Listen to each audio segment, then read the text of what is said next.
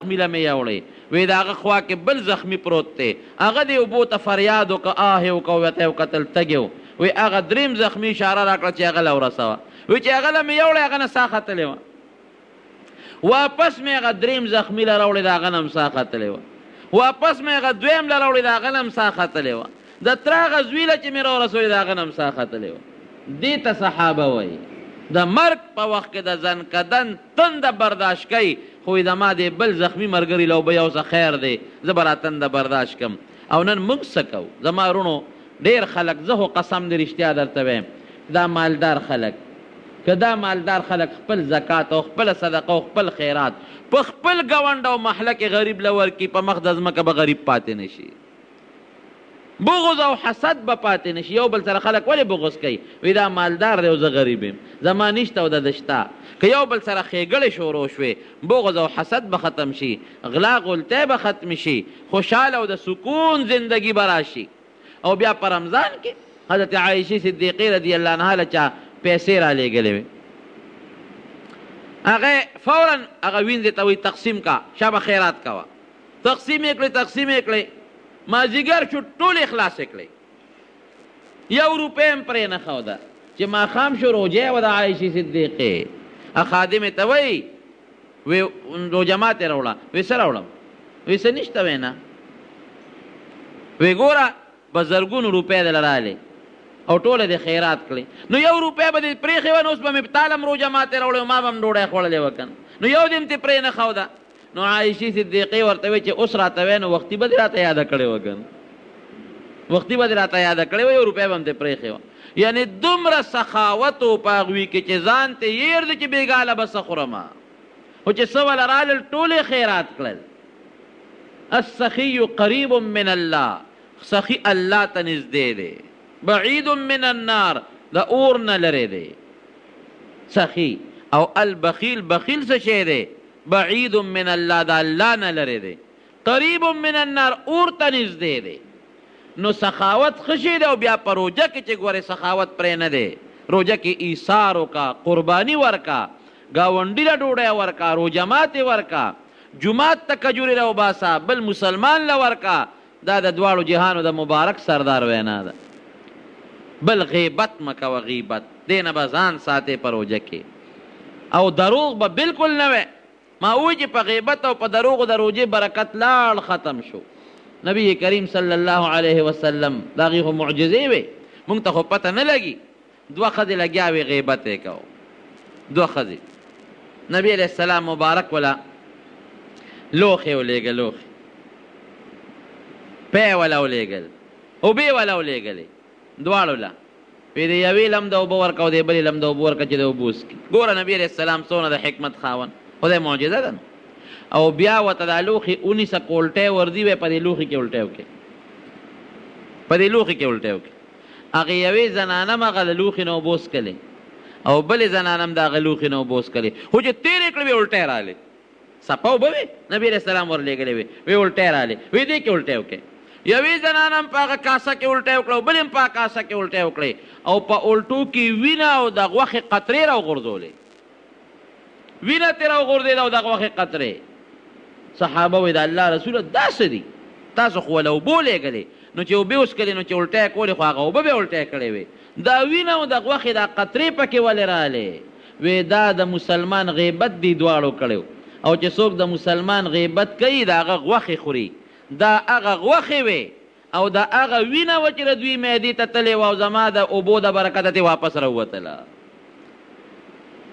یو صحابي د بل چا غیبت کو نبی کریم صلی الله علیه وسلم پې ورغې وی ستا شونډو پورې د مسلمان غوښه وینم غوښه او د مسلمان د غوښې بدبویي وینم وی صاحب ما خو د څاروي غوښه نه ده خوړلې نو د مسلمان او د انسان غوښه کم ده چې تاسو وینئ وی غیبت دې د بل مسلمان کړی دی اوس نبی علیه السلام د کشف خاوند و هغه ته پته لګېده او موږ ته پته نه لګي ایحب احدکم ان یأکل لحم اخیه میتا ای غیبتي دا د خوښه ده چې د مسلمان رور غوښه وخورې دا د خوښه ده غیبت چې کوې د مسلمان غوښې به خورې او دروغ څونه ګناه ده بعضې وخت کې موږ ته دروغ اړو څه ګناه نه ښکاري دروغ به بلکل نه وی نه د دنیا دپاره او نه د دین دپاره نبی علیہ السلام فرمایي یو سړی چې یو ځل دروغ ووایي الله ورته معافي وکړي، بیا دروغ ووایي بیا ورته معافي وکړي، بیا دروغ ووایي چې د دروغو عادتمن شي، الله سره یو رجسټر پروت دی، فرشتو ته حکم وکړي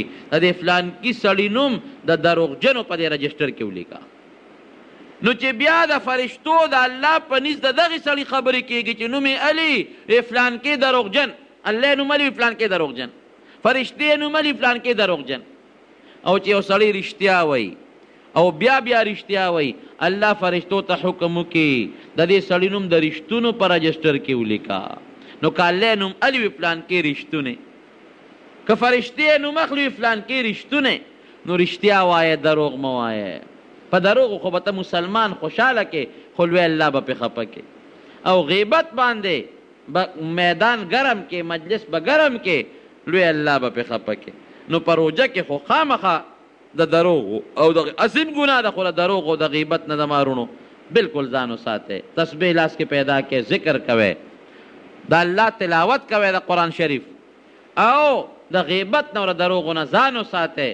په دې به لوی الله خوشحاله کې او شیطان به خفه کې، او د روژې ډېر لوی اجر او ډېر لوی ثواب به ومونئ. یو بل حدیث کې فرمایي نبی کریم صلی الله علیه وسلم د روژې وی دومره فضیلت دی چې په روژه کې د نفل عبادت که دومره اجر به الله درکړي لکه بغیر د روژې نه چې د فرض عبادت کړي. ګوره د فرض اجر ډېر زیات دی، او که په روژه کې د فرض عبادت وکړه دومره اجر به الله درکړي لکه بغیر د روژې نه چې د 80 ځله فرض کړي وي. یو د سار مونځ چې دی او که د سار، دومره اجر به الله درکړي لکه د رمضان نه بغیر چې د 80 ځله د سار مونځ کړي وي. په روژه کې د 15 مونځونه وکړل دروازې، دومره اجر به الله درکړي لکه بې د روژې نه چې د 3.5 مونځونه کړي. یو ځل دی وی الف زر آ، نو نیکي او پلس ملاویږي. او چې په روژه کې د الف زر او وی نو 10 په 80 کې ضرب ورکه 900 نیکۍ به الله درکړي. الحمد دی وی الف لام زر الحیم زر حمد الپیدو، نو 15 حرفونه دي، نو په دې به تعالی الله 50 نیکۍ درکړي، 50 نیکۍ به الله درکړي بغیر د رمضان نه. او چې په رمضان کې دی وی نو د یو الحمد باندې به الله 3.5 نیکۍ دله درکړي. 3.5 دا یو الحمد ثواب. د قرآن شریف تلاوت کوا په رمضان کې خامخا وکړه. که پورا قرآن تلاوت چاته ناظره نه یاده، قل هو الله احد سوره اخلاص خو ټولو ته یاد، الحمد سوره فاتحه خو ټولو ته یاده ده، ادې تلاوت کوئ. زما وروڼو دومره اجر یو ځل سورة فاتحه دی ولوستله، یو ځل سوره اخلاص دی ولوست، دومره اجر به الله درکړي لکه د رمضان نه بغیر چې د 80 کرته سورة فاتحه لوستې وي، 80 کرته سوره اخلاص لوستې وي. څومره اجر دی! دا د الله رحم او د الله کرم دی. زما وروڼو ګورئ، پام کوئ چې د الله د دې رحم او د کرم نه بار نه شئ. که د الله د رحم او د کرم نه بار شئ قهر به راځي. ولې حدیث پاک کې راځي نبی کریم صلی الله علیه وسلم د منبر په دې لومبۍ پوړی قدم کېښود وی آمین، چې دویمې پوړی باندې قدم کېښود وی آمین، چې درېیمې پوړی ته مبارک اخد بیا وی آمین. نبی علیه السلام به په دې درېیمه پوړی کېناستی ده. چې دغه نه فارغ شو د منبر نه، صحابو ته تپوس وکړه د الله رسوله دا 3 ځله آمین دی ولې وی؟ آمین خو خلک اله وایي چې بل دعاو کې دی پې آمین وایي، یا په خپله دعاو کې نو بیا وایي آمین. نو مونږ خو ستاسو دعا نه ده لیدلې، نه ده اورېدلې، نه بل چا دعا کړې ده، نو صاحب دا آمین هم ولې ووایې؟ نبی کریم صلی الله علیه وسلم وفرمایل وایي چې په لومبۍ پوړی مې قدم کېښود، نو حضرت جبریل علیه السلام راغی، وایي چې د کم انسان مور او پلار دواړه جمدي وي یا یو جمدي وي، دې د دې مور او پلار داسې خدمت ونه کړي چې ځان په جنت ته ورسوي، نو الله دې تباه کړي. د مور او پلار به داسې خدمت کوي چې د هغې د خدمت د وجې ځان جنت ته ورسوي. نو که داسې خدمت دې ونه کړه چې د مور او پلار د خدمت د وجې ځان جنت ته ورسوي، نو الله دې تباه کړي. نو یې چې آمین. کوره د مور او پلار به ډېر قدر کوي.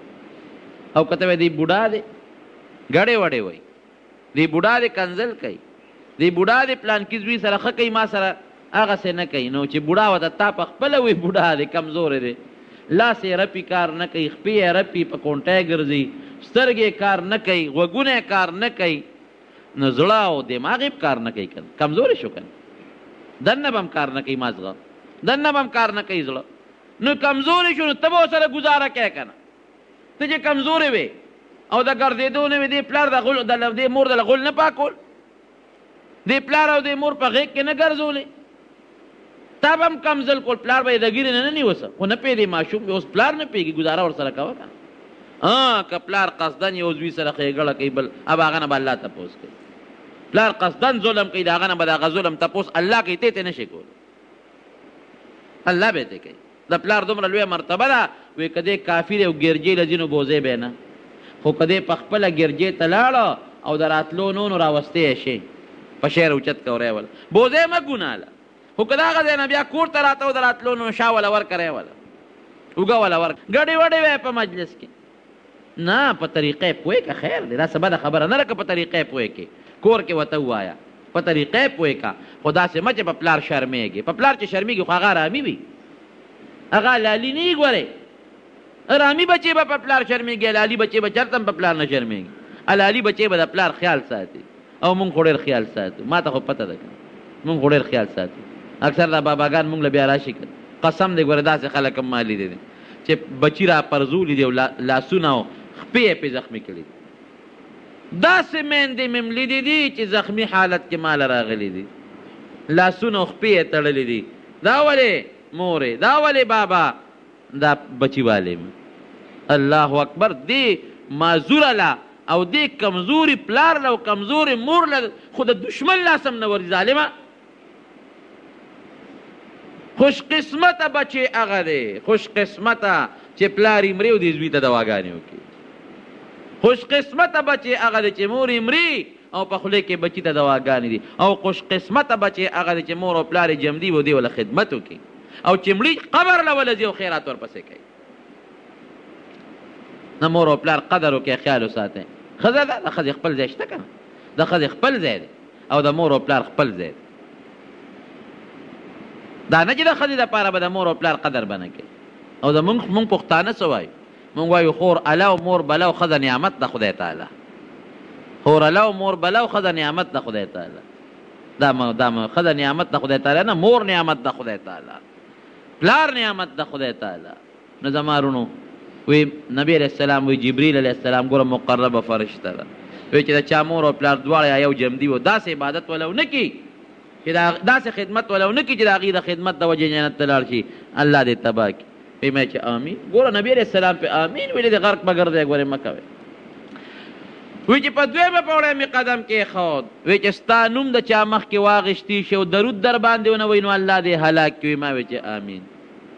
د نبی علیہ السلام نوم مبارک احمد او محمد صلی الله علیه وسلم، دا دوه نومونه دي چې دا څوک والي نو چې څوک یې واوري نو یو ځل درود شریف واجب دي، خامخا به یې کدی ونه وي ګناهګار شو.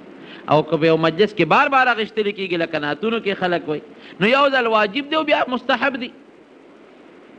او د درود شریف ګورې ډېرې لویې فایدې دي او کمالات، دومره کمالات چې هغه ځان له یو جمعه تقریر غواړي، که موقع پیښه شوه درته به یې ووایم. او د رمضان میاشت درود شریف له هم ګورې رونو زور ورکړي. نو چې څوک ستا نوم والي ای رسوله او څوک پې درود ونه وایي نو دی دې هلاک شي. مې چې آمین. او په بله پوړی څه ووی چې په چا د رمضان میاشت راشي او دی پکې دومره عبادت ونه کړي چې په الله ځان وبخي، دا دې هم هلاک شي. وی ما وی چې آمین. اوس پې ځان پوه کړئ، دومره عبادت به په رمضان کې کوئ چې ځان په الله وبخئ، او که دومره ونه که نو جبریل علیه السلام خیره کړې ده او پیغمبر علیه السلام پې آمین ویلي دي. نو چې جبریل علیه السلام غوندې مقدسه فرشته خیره وکړي او نبی کریم صلی الله علیه وسلم غوندې مقدس پیغمبر پې آمین وایي، دا خیره به قبلیږي او که به نه قبلیږي. نو د الله د رسول او د جبریل علیه السلام د خیرو نه ځان وساتئ. خیره د چا دپاره ده؟ هغه چا دپاره چې دومره عبادت ونه کړي چې ځان په الله وبخي. دومره عبادت به کوئ چې ځان به په الله بخئ، دومره به کوئ. فرض منځ کوئ، نفل کوئ، غیبت نه څه جوړوئ. دکان کې ناستې پردې غیبت کوي، د پټي په پوله ناستې پردې غیبت کوي، جماعت کې ناستې استاد هم کوي او مقتدي هم کوي. استاد هم قبلې ته شا کړي او مقتدي ته مخ راوګرځوي، او مقتدیان هم قبلې ته مخ کړي ورسره ورنږدې شي، دواړه پردې غیبت شروع کړي. یو ډله هلته کې د مقتدیانو ناسته غیبت کوي، بله ډله هلته ناسته غیبت کوي، بله ډله هلته غیبت کوي. مقبره کې مړه شوی دی، 10 کسه یو ځای شو، دوه یو ځای شو، ټول غیبت لګیا دی. عجیبه خوند هم دی د غیبت. مرچکې د ترسکون دغه چولو باندې چې هغه مالګه او مرچکې او چټني ور واچوي نو ترسکون شي، او کاسې چڼه خورې نو مری نه تېرېږي. غیبت دقسې ترسکون شی دی. یو ځل مخکې ما ته چا خبره کړې، یو جومات یې یاد کړ، زمونږ خلک هم عجیبه دي، دا د ډېرو کلونو خبره ده. یاره یو 14 17 18 کاله خو به یې کېږي. ما ته یو سړی راغی، وی پلان کې جمعه مونږ په کلي کې یو جومات راته یاد کړ، زمونږ په کلي کې وی پلان کې جومات کې خلک ناست وو، تاش یې کو. هلکه جومات کې تاش کو، او وی په جومات کې وی مې چې ظالمانو وی مونږ خو په جواري نه کوو، روژه پې لنډو. واوره وته مونږ په جواري نه کوو، مونږ په روژه لنډو. په تاش روژه لنډی، الله په قرآن یې ولې نه لنډی؟ هلکه پلان کو لګیا. او دا بل خو د دنیا دي زمري خلک کوي که نه کوي؟ زمري پخوا مونږ ماشومانو مونږ به هم کول، کاڼي ماڼي یو خوا بل خوا کرښې مرخې راکاږي، مونږ نو تېر شوي دي. خلک کوي که نه کوي؟ ماشومان کوي، زمري ورته وایي که څه ورته وایي؟ او څوک پکې لډو کوي او څوک څه کوي. جواري پې نه کوې، روژه پې لنډوم. روژه د الله په نوم ولې نه لنډی؟ لا اله الا الله. څومره خوند دی پکې، لا اله الا الله، څومره خوند دی. الله څومره خوند دی پکې. سبحان الله والحمد لله ولا اله الا الله والله اکبر ولا حول ولا قوة الا بالله. څومره خوند دی پکې. د الله په نوم روژه لنډه که چې ثواب دی وشي. بدبخته په زمري او په تاش روژې لنډې، په لډو باندې روژې لنډې. دا ټوله ګناه د شیطان مونږ کې پیزوان اچولی دی. لکه څاروي کې چې سړی پیزوان واچوي او کم خیر راکاږي ورپسې څاروی منډې وایي، دغسې مونږ یې پیزواني کړي یو دی شیطان. خدای ته وګورئ، د غیبت نه ځان وساتئ، څه به ترې جوړه کړې. ماړو ستا غیبت وکړه ډېر زیات مې وکړه، نو ستا څه کمولی شم؟ هېڅ نه. که ته زما غیبت وکړې او ډېر زیات هم وکړې، زما څه کولی شي؟ هېڅ هم نه شي کولی. عزت او ذلت هغه دی چې چاله رب العالمین ورکړي. وتعز من تشاء وتذل من تشاء بيدك الخير انك على كل شيء قدير. یا الله ستا په لاس کې عزت او ذلت دی، خیر ستا په لاس کې دی. هېڅوک چاته شر نشي رسولی چې الله د چا خیر وغواړي، که نه رسولی شي؟ د چا خیر چې الله وغواړي، د دنیا طاقت ورته شر رسولی شي؟ ووایه جواب راکې، نشي رسول. چاله چې الله عزت ورکړی دی، ټول مخلوق غیبت کوي، عزت ولا کمولی شي؟ نه. ځان دې برباد. چا چې غیبت کې خپل ثواب دی هغه ته وبخه، خپله نیکي دی ورته وبخله. نو روژه کې خو ته توبه وباسئ. او یاره وروڼو یو خبره درته بله، نسواریان خو په روژه کې نسوار به انشاءالله چې نه اچوي، که نه په روژه کې مچوي، روژه کې مچوي. نه د روژې د پېشمني نه ماښامه پورې، د روژې دوران کې، روژې دوران کې یادو، نه روژې دوران کې یادو چې روژه پېشمني وکړي تر ماښامه پورې خو څوک نسوار نه اچوي که نه، نو دا وروسته م ورپسې ما اچوی، په چونډی شړق را غورځېږه، وروسته مو غورځوه که نه. دا د له خدای پاک یو پزل درکه که نه. وی یاره جي بس مرمه، یاره که د نسوارو نه څوک مړ شو ګونی زما د غاړې ده، زه به یې جنازه وکړم که نه. بلکل چې څوک نسوار اچوی دی مجلس کې ناست یا ټول نن قصد وکړئ چې نسوار به واچو، بس مړه په دې خوله خو تا الله یادوي، چې په کومه خوله الله یادوي او د پیغمبر نوم پې دی، په هغې به ته نسوار باچوې، مرې به پې چې پرېږدې یې مړ به شم. یاره جي کافره نشره است، نشم نه، زه نشره پکې. قصد وکړه شیطان سره، بس شیطانه د رمضان مبارکه میاشت در باندې الله راوستل. او خطرناکه ګناه د نسوارو نه ګورې بله نشته. ښه دا مو چې دا ګناه نه ده، یو نشه ده او نشه حرامه ده یوه. دویم نسوار چې خوله کې نسواري واچوي نو دا تیریږي. ګورئ ګنې ته بیا لاړې وتوکه او وکړه چې په هغې کې هغه شینوالی راځي او که نه راځي، نو خاورې دې تیرې کړې، دا خو ایره ده که نه، او تماکور یې تیر شو، دا دې بېله ګناه او معدې ته هم نقصان رسوي. درېیم اسراف دی. نن سبا اوس خو به غونډار هم ګران شوي، په څو روپۍ دی؟ په 3 شو. ګوره د روپۍ نه 3 ته وخت، ولې پټرول ګران شو که اوس په هغه شي تابېږي، هغه بجلی ګرانه شوه، 3 ته ورسېدل. او کم از کم یو نسواري خو به د ورځې 2 غونډارې خو به خامخا دی خوري، اچوي په 2 کېږي هم نه، په 3 چې خوري نو 9 روپۍ روس شوه. نو د میاشتې څو شوې؟ تقریبا 200 روپۍ. دا 200 روپۍ د الله جومات کې ورکړه که نه؟ والله چې واقعي رسول الله ټکو جومات له څوک شمه نه راوړي. 9 روپۍ هر ورځ د مفتو کې لاړه دا دی بل اسراف شو او بله غټه ګناه څه ده په حرم پې کوي موږ چینل لایک کوئ سبسکرایب کوئ تاسو ته به انشاءالله زر نوي بیانونه نور هم ملاویږي دا د بیان دویمه حصه وه انشاءالله دریمه حصه به هم تاسو ته زر ملو شي